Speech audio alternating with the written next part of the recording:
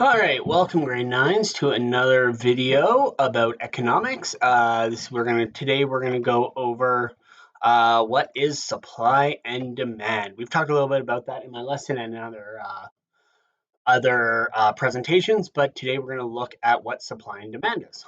So demand is the quantity of a good that people want to buy. So in general, the higher price of a good, the less people want to buy it. The opposite is true. If something is pretty cheap, a lot of people will want to buy it. Also, if it is an important good, people will want to buy it. So these are all things that contribute to demand. So demand, once again, just to repeat, is what the quantity of a good that people want to buy. So we're going to look at some charts with this. So what we're looking at right now is what is called the demand curve. So if you see here, when price is very expensive, the demand for it is very low. But as the price falls, what you'll notice is the demand for it becomes more and more and more. So this is once again is what is called the demand curve. So just reiterating what I just said is that the more expensive something is, the less of the demand. The the less expensive something is, the more of the demand. So demand increases as price falls. Um, so now we'll look at what supply is. So supply is the amount of a good that producers are willing to make and to sell in the market. So in general, if there is a high price of a good, the more of that good the producers will want to make. Or if there's a high demand, producers will want to make it. So producers of products usually do not want to make goods that that don't sell for enough money, because if you do not have if things are selling for less than it costs to make it, the producers are not going to make any money, and it would just not make good business sense. But obviously, if something is selling for a lot of money, you want to make more of it. So this is what supply is. So supply is the amount of something that is on the marketplace. So now we'll look at the supply curve, which is, like I said before, if something is cheap, so we'll look right here, $0, obviously no one's going to make anything that people won't buy. However, as the price increases, so we're moving this way, as the price increases, so will the amount of that object. So will the amount of the object that businesses are going to make. So we look right here. As we once the price hits $5 or $6, you see over on this side of the chart, more is going to want to be made. So what the goal of businesses are and what the goal of a free market system is they want to reach what is called equilibrium price. And what that means is it's an interaction of supply and demand. And what that means is the price of the product will tend to adjust itself where the amount of demand is needed, and it will be equal to the demand. So this is what I mean by this is what is meant by equilibrium, is the demand for the product will eventually equal the price of the product in so many terms. So in a free market economy, at equilibrium price, um, at equilibrium price, the cost of making things will be covered along with the amount that people can afford. And also, in a free market economy, in theory, the equilibrium price will adjust itself for changes in supply and demand. So once again, in theory, the phenomenon of equilibrium prices ensure a number of things, and these are: there are no surpluses, so that means there is never a time in the market when there is too much of an item. Also, it'll make sure there are no shortages, so meaning that there are no shortages of the item, or there's always enough of the item to go around. And firms are encouraged to make goods that people want, because once again, if no one's buying something, if there is no demand for something, there shouldn't be a supply of it. Good and it also ensures that goods are made available at the cheapest possible price. So businesses are only going to make a product if there's a demand for it, but also they can only charge the amount for a product that people are willing to pay. So this chart now right here is going to show what I mean by equilibrium. So once again, here we have our demand curve, and here we have our supply curve. And so once again, on the supply curve, as the price for an item falls, as the price for an item falls, the demand for it goes up. And in the supply curve is as the price for a product increases, so does the amount that producers are willing to make. So what we see right here is where they cross. So on this chart at $3, um, that is equilibrium place. Equilibrium. The equilibrium point where supply and demand are equal. However, obviously, we do not live in a perfect world, and so it is never really equal. So supply and prices, the equilibrium price will change as the level of supply changes. An increase in the total supply of a product is shown by drawing a new supply curve to the right of the old supply curve. So once again, I'll show you on my next slide what I mean by this. By doing this, we can illustrate how when a supply of a good increases, the market will set a new equilibrium price, which is lower. So what I mean by this is, so here is our supply curve.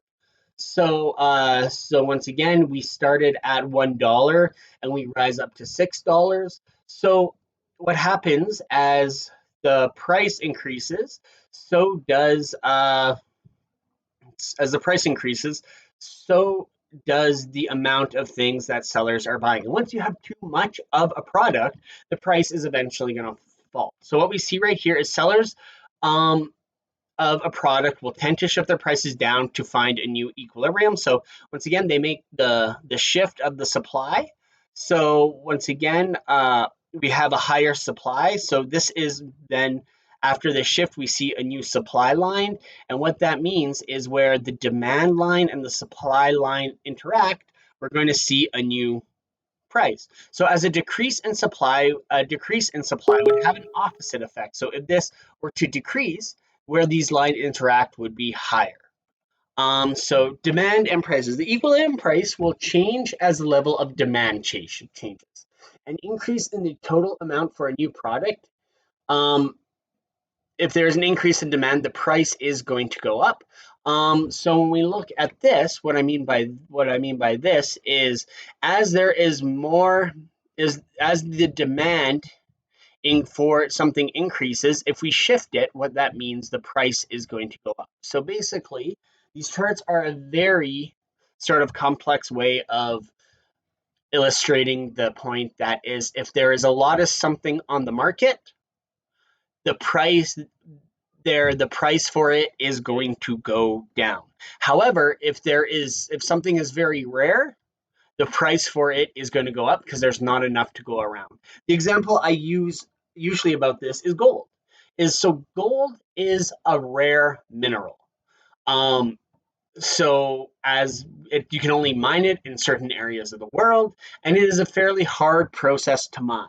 So what that means is there's not a lot of gold to go around, and so this is why gold is expensive.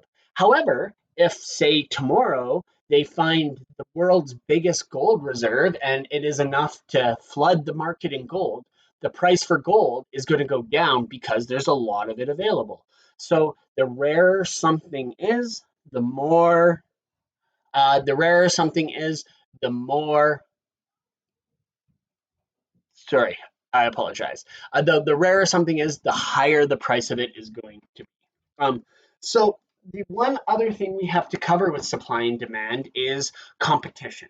So what competition is it's a rivalry among producers to sell products to consumers. So what that means is um, when something becomes very popular or a service becomes very popular, what will probably happen is more companies, more businesses are going to start producing the object or providing the service.